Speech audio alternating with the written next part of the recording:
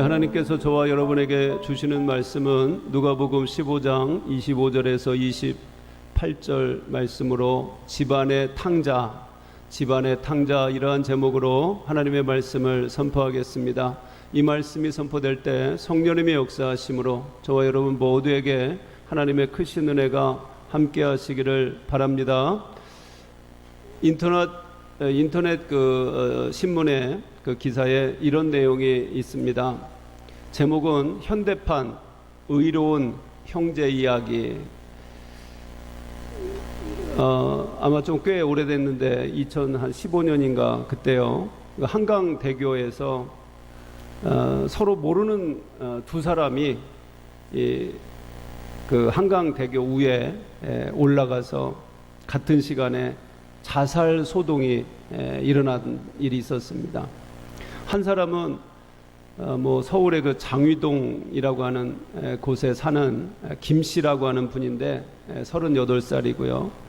이분은 그 평범한 그런 회사원인데 그 친구의 그 사업 보증을 잘못 썼다가 3억 원의 빚을 떠안게 되었습니다. 정말 갚을 길이 막막하고 너무 답답해서 아마 한순간에 잘못 생각하고 자살하려고 그곳에 갔던 것 같습니다. 그리고 또 한 사람은 그 사람은 대방동에 사는 또 박 씨라고 하는 분인데 그분은 2달 전에 자기의 부인이 교통사고로 세상을 떠났습니다. 부인이 피해자인 줄 알았는데 저쪽에서 부인을 가해자로 그렇게 몰아가는 것이었습니다. 그래서 법정 다툼을 일어나고 그러면서 몸과 마음이 지쳐 있었습니다. 그러다가 너무 스트레스를 받다가 차라리 죽자 하고 이렇게 한강대교에 올라가게 된 것입니다. 그런데 누가 신고를 해서 경찰이 출동을 하고 두 사람을 잘 설득을 해서 자살을 포기하고 소동은 끝나게 되었습니다. 그 후에 이 두 사람이 서로 참 이렇게 만난 것도 인연인데 두 분이 몰랐는데 그 한강대교에서 만난 거예요. 뭐 하려다가요? 자살하려다가 만난 겁니다.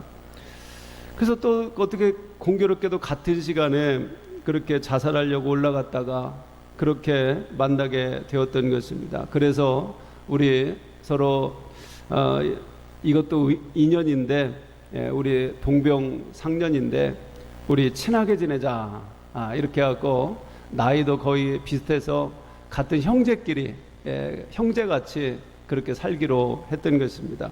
그래서 참 서로 잘 만나서 대화도 잘 되고 그래서 친하게 지내게 되었습니다. 하루는 차를 마시다가 우리 로또 복권을 사자 그래서 10,000원씩 내서 로또 복권을 샀습니다. 사서 1,000원씩인가요? 그래서 한 20장을 사서 했는데 그 중에 하나가 2등이 당첨이 됐습니다. 2등이. 그렇다고 예배 끝나고 다 로또 복권 사러 가지 마시기 바랍니다. 하여튼 2등이 됐어요. 2등이. 그리고 무려 돈이 3억 원을 받게 되었습니다. 그래서 우리 생각으로는 3억 원을 이제 받았으니까 반반 나눠서 1억 5천 그것만 해도 얼마나 참 충분합니까?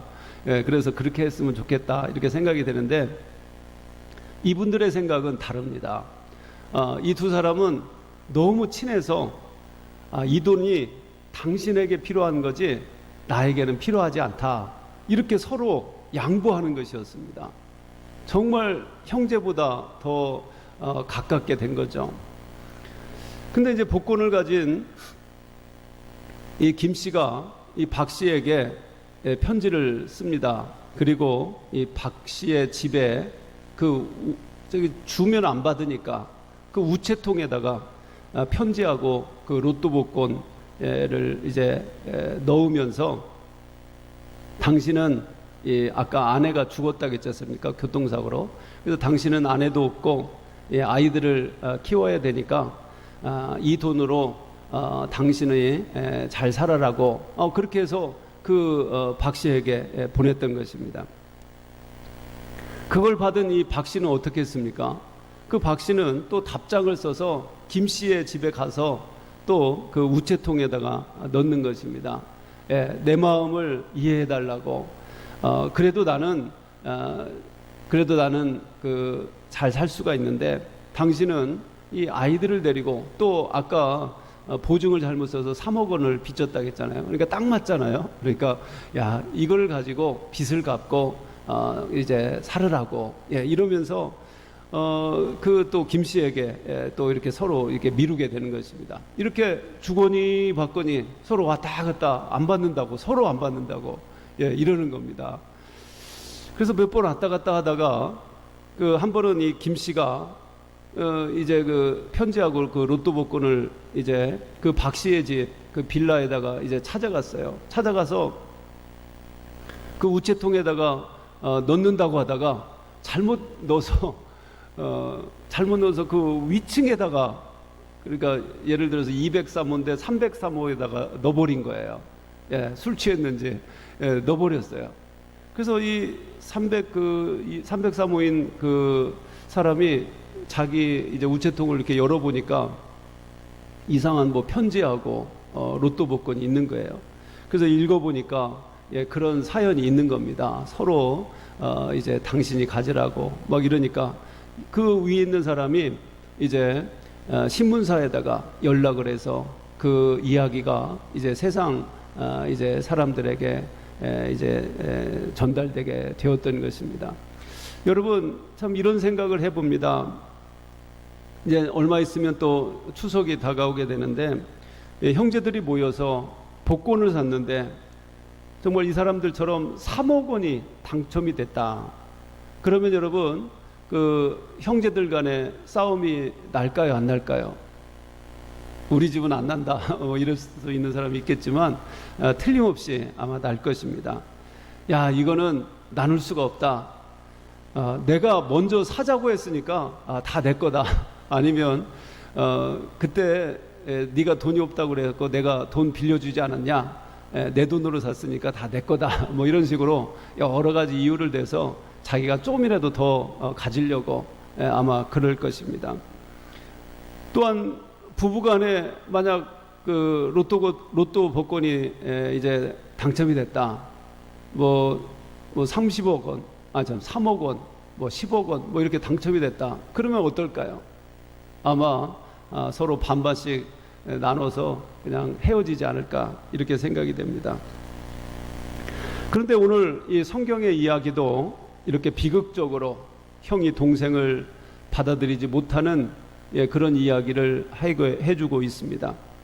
형이 동생을 용서하지 못하고 형이 동생을 거부하는 그런 가슴 아픈 그러한 이야기인 것입니다. 우리가 알듯이 이 작은 아들은 방탕하고 살다가 모든 것을 다 잃어버리고 집에 돌아오게 됩니다. 아버지는 죽었던 아들이 살아오니까 너무 기뻐서 잔치를 벌이고 살찐 송아지를 잡습니다. 그때 맏아들이 밭에서 밤늦게 땀 흘려 일하다가 집에 돌아왔습니다. 그런데 웬 풍악 소리가 들리고 그렇게 잔치 소리가 들리는 것입니다. 이게 무슨 일이냐? 나도 모르는 그런 잔치가 있느냐 하고 종에게 물어보니까 종이 대답을 하죠. 당신의 동생이 돌아왔습니다. 당신의 아버지가 그 동생이 건강한 모습으로 돌아왔다고 너무너무 기뻐서 송아지를 잡아 잔치를 열었습니다. 이렇게 대답을 했죠. 그 얘기를 듣는 순간에 여러분 같으면 어떻겠어요? 집 나갔던 아들이 그 동생이 돌아왔다. 너무 기쁘죠. 근데 이 맏아들은 안색이 싹 변하고 분노가 폭발을 합니다. 집에 들어가기를 거부하는 것입니다. 그래서 오늘 성경에 보니까 아버지가 나와서 얘야 들어가자, 같이 들어가자. 그래도 안 들어가는 것입니다. 버티고 있는 이 큰아들의 모습을 우리는 주목해 볼 필요가 있습니다. 아니 동생이 집을 나갔다 돌아오면 기뻐해야 되는 거 아니겠습니까?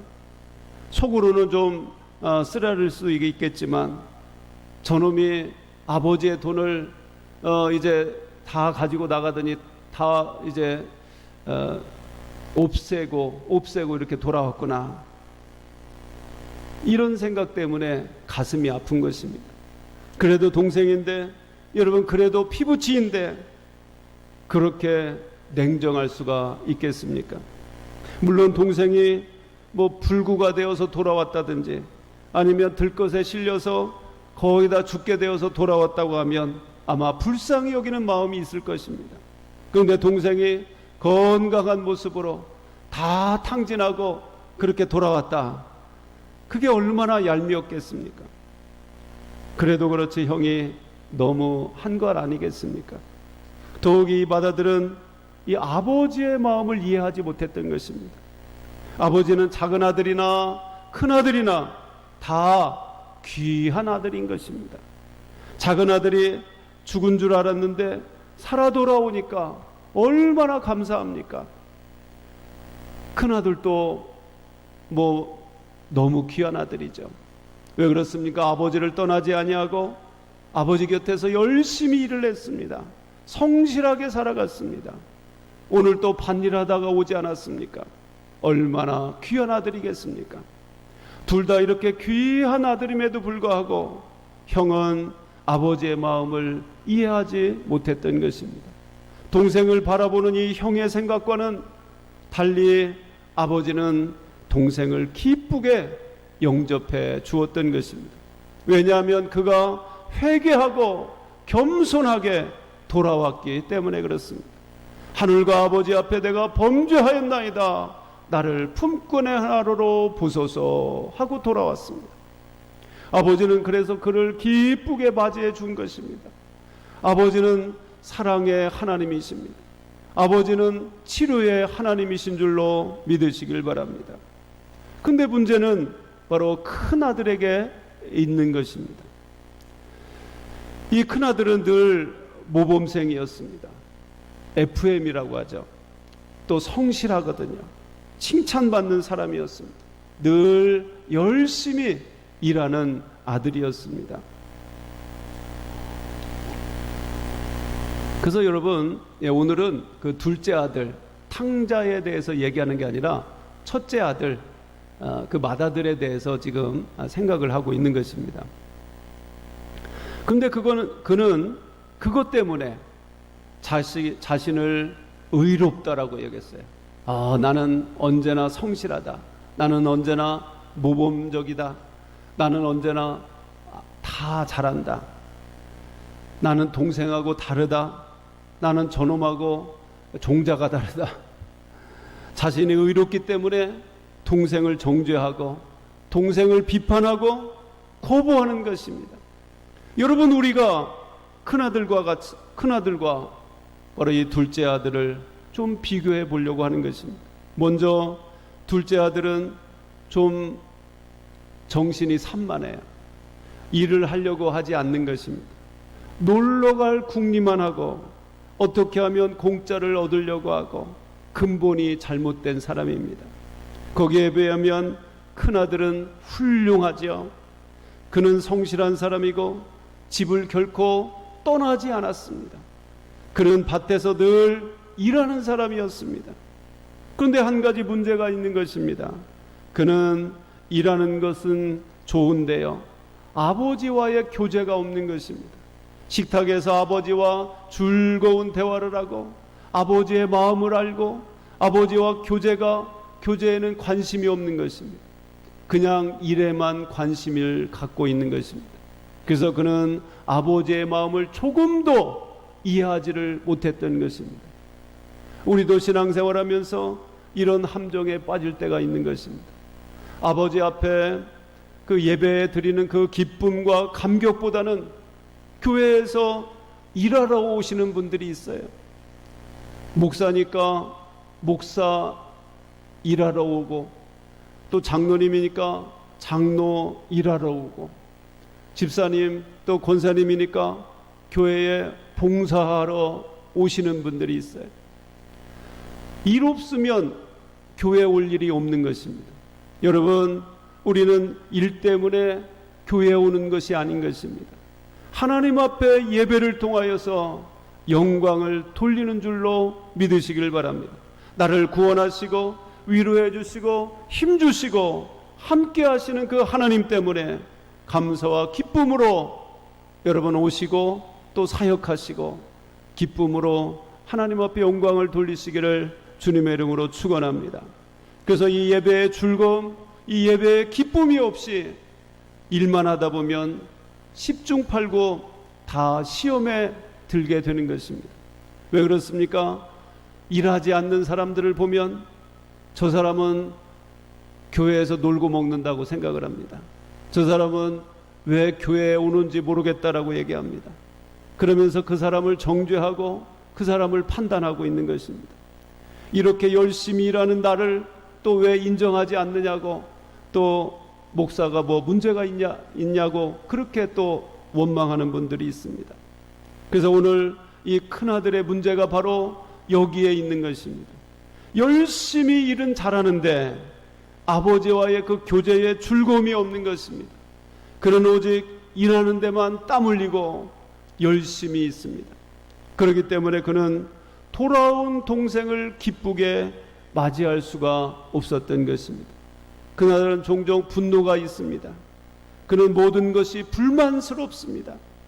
동생이 살아온 게 못마땅한 것입니다. 더구나 동생을 맞이하는 이 아버지의 태도가 더 마음에 들지 않는 것입니다. 저런 놈이 뭐가 잘났다고 잔치를 벌여주는가, 그것도 살찐 송아지를 잡고 이러면서 모두가 정신 나간 거 아니냐, 이러면서 불만하고 원망하고 있습니다. 나는 뭐 유산을 달라고 해본 적도 없고, 나는 집을 떠난 적도 없고, 나는 창귀와 술로 허비하면서 방탕의 그런 삶을 살아본 적도 없다라고 하는 것입니다. 그래서 저 구역질 나는 그 동생과 함께 한 집에 있다는 것 그 자체가 분노가 나고 이해할 수가 없는 것입니다. 나는 이런 집에 들어갈 수가 없다. 그는 들어가기를 거부한 것입니다.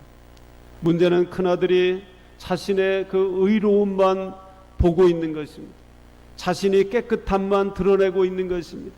자신의 성실함을 믿고 동생을 정죄하고 있는 것입니다. 그것이 바로 아버지가 보기에 이 맏아들은 바로 집안에 있는 탕자인 것입니다.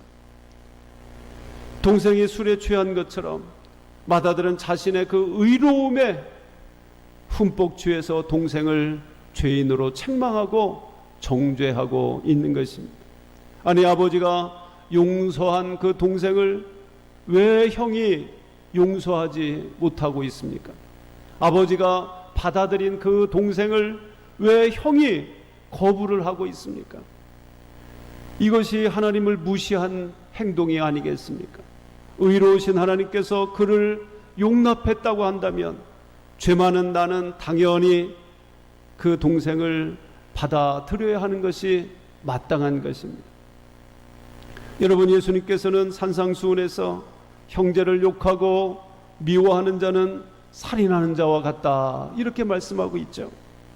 형제를 미련한 놈이라고 라가라고 욕하고 저주하는 사람은 살인한 자와 같다.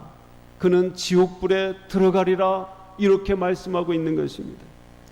하나님께서는 우리의 그 은밀한 죄까지도 다 보고 계시는 것입니다. 그래서 산상수훈에 보면 여러분, 무엇이 가늠한 자라고 말씀하고 있습니까? 바로 여인을 보고 음욕을 품은 자마다 이미 가늠한 자다, 이렇게 말씀하고 있습니다. 이렇게 보면 모든 사람이 죄인이다, 이 말씀에 우리는 피해갈 수 없는 것입니다. 그래서 여러분, 큰아들은 먼저 자기 자신의 그 내면, 자기 자신의 그 죄악을 봐야만 하는 것입니다. 그러나 그는 종종 자기의 의로움에 취해서 착각해서 자신의 죄를 보지 못하는 것입니다.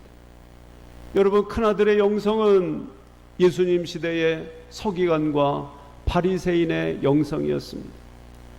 그들은 어떻습니까? 자신은 의롭다고 생각을 하고 창기와 세리들은 인간 취급도 하지 않았습니다. 그들은 예수님이 왔지만 예수님을 거부했습니다. 왜냐하면 자신들은 스스로 의롭기 때문에, 나는 율법을 지킴으로 구원받을 수 있다라고 생각하기 때문에 그들은 결국 예수님을 십자가에 못 박아 죽게 했던 것입니다. 여러분, 자신의 죄를 알지 못하는 것이, 이것이 가장 끔찍한 죄인 것입니다. 그들은 자신의 의로움으로 눈이 멀었고 하나님의 음성을 듣는 그 마음의 귀가 닫혀 버렸던 것입니다. 여러분, 진정한 치료란 자신이 누구인지를 먼저 알아야 합니다. 자신이 어떤 죄인인지를 깨달을 때에 주님은 우리를 치료할 수 있는 줄로 믿으시길 바랍니다. 의로움에 가득한 자는 예수님이 어떻게 할 수가 없습니다. 왜냐하면 그의 마음이 열려지지 않기 때문에 그렇습니다.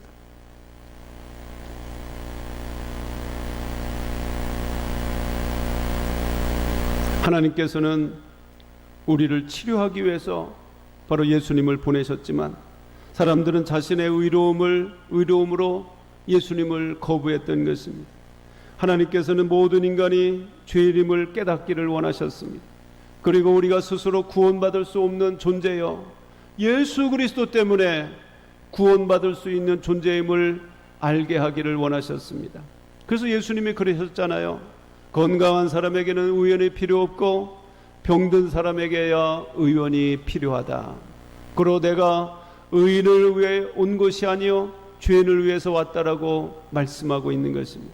여러분, 성도들에게는 두 가지 종류가 있다고 봅니다.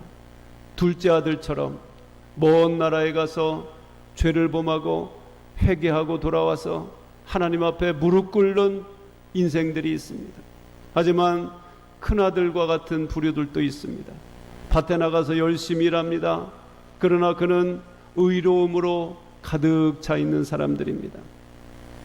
먼 나라에 갔던 이 둘째 아들은 회개하는 기회를 얻을 수 있었지만 여러분, 의로움으로 가득 찬 이 큰아들은 자신의 죄악을 깨닫지 못하고 알지도 못했습니다. 자신의 의로움으로 천국이 열려지기를 기대하고 있습니다. 자신의 의로움으로 인정받는 자라고 착각하고 살아가고 있습니다. 마음속에 더 큰 죄악을 만들어 가고 있는 것입니다. 하나님께서 오늘 이 말씀을 통해서 우리가 바로 집안에 있는 더 큰 탕자라고 말씀하고 있는 것입니다. 그래서 우리가 바로 맏아들과 같은 죄인입니다. 이렇게 고백하시기를 바랍니다. 직업 중에 가장 구원받기 어려운 그 직업이 있는데 저는 판사라고 봅니다. 왜냐하면 판사는 늘 죄인만 봅니다. 그리고 그들을 판단을 하죠. 그리고 형량을 그들에게 선고를 합니다. 그런데 자칫하면 자신의 죄를 보지 못하고 남의 죄만 판단하고 있는 것입니다. 저 사람은 사형이다. 저 사람은 무기징역이다. 저 사람은 5년형이다. 그러다 보면 자신의 죄를 보지 못한다는 것입니다. 가장 불행한 사람인 것입니다. 오히려 죄수는 5년형을 받고 난 다음에 감옥에서 어떤 사람은 예수님도 믿고 또 성경을 읽고 자기의 잘못된 것을 또 후회하고 또 반성하는데, 오히려 판사는 어떻습니까? 자신의 그 의로움으로 가득 차 있고, 그래서 늘 남을 재판하는 사람이었고 예수님을 필요로 하지 않는 그런 사람인 것입니다. 이런 사람이 더 불행할 수가 있는 것입니다.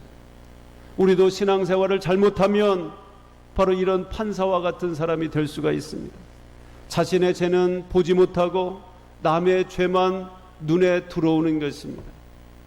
우리 한번 옆에 있는 분들하고 한번 이렇게 한번 인사해 보시기 바랍니다. 혹시 판사 아니십니까? 한번 물어보세요. 한번 옆에 있는 사람하고 혹시 판사 아니십니까? 네, 다 아닌 거를 아니까 안 물어보시는 것 같은데, 여러분, 이렇게 남만 보는 사람, 자신의 죄를 보지 못하는 사람, 이런 사람이 바로 판사인 것입니다. 하나님은 오늘 우리가 바로 그 첫째 아들, 판사, 우리가 죄인임을 알기를 원하고 있는 것입니다. 일산에서 그 목회하는 김혜숙 목사님이 계시는데, 여자 목사님인데요. 그는 개척한 지 2년이 됐는데요.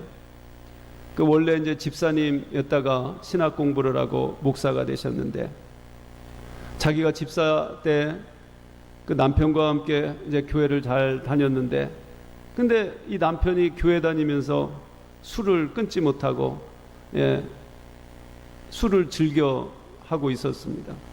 그래서 때때로 이렇게 술 취해서 집에 들어오게 되면 그게 너무 미운 겁니다.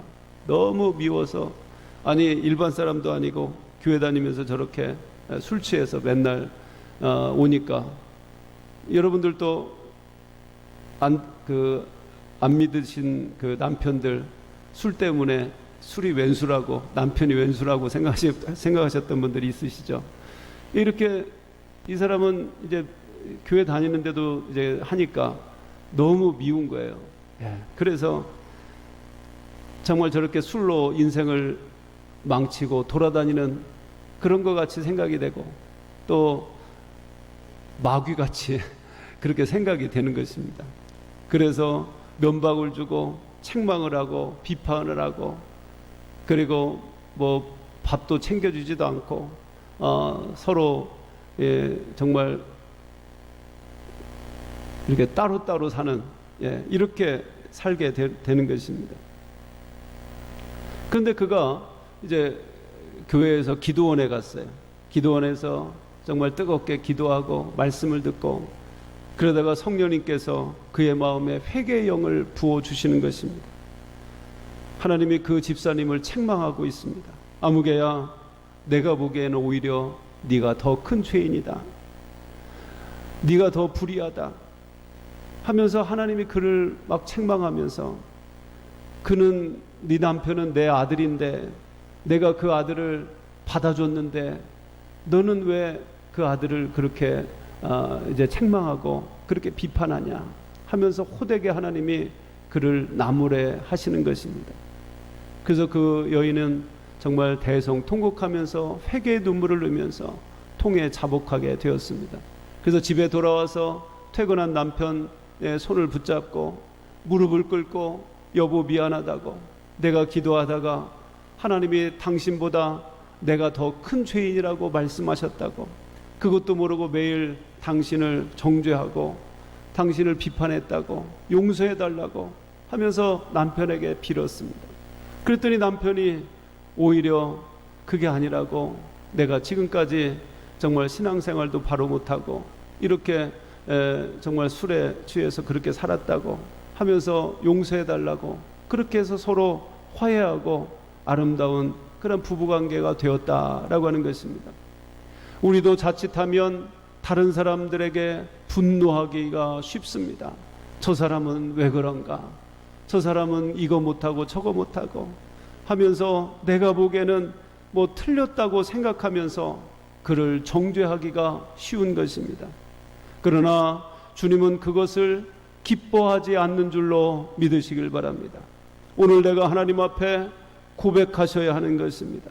하나님, 제가 더 큰 탕자입니다.